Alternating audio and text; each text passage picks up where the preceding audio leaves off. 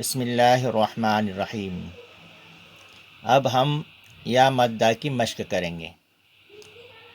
دال یا زیر دی، نون یا زیر نی، دینی۔ اس کو کہا جاتا ہے ہجے سے پڑھنا اور روانی سے دینی۔ فا یا زیر فی، ہا زیر ہی، فی ہی۔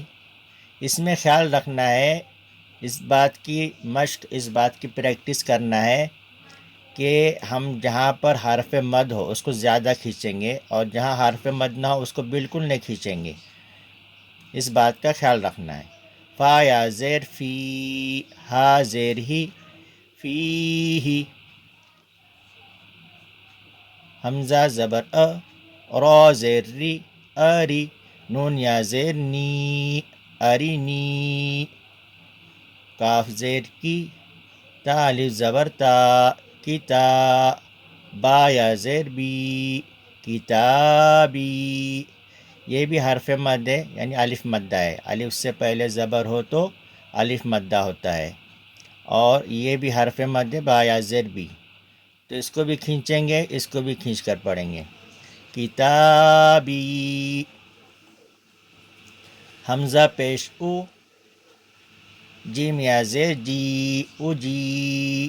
با پیش بو، اجیبو۔ یا پیش یو، واو الف زبر وا، یوا۔ را یا زیر ری، یواری۔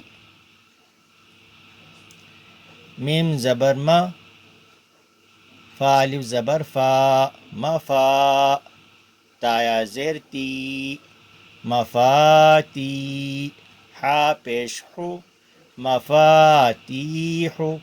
دیکھیں یہاں فا کے ساتھ میں الف مدہ ہے اور تا کے ساتھ میں یا مدہ ہے، اس لیے اس کو اور اس کو کھینچیں گے، اور میم کو اور ہا کو بالکل نہیں کھینچیں گے۔ مفاتیح۔ را الف زبر را، زا زیر زی، رازی۔ قاف یا زیر قی، رازقی۔ نون زبر ن، رازقین۔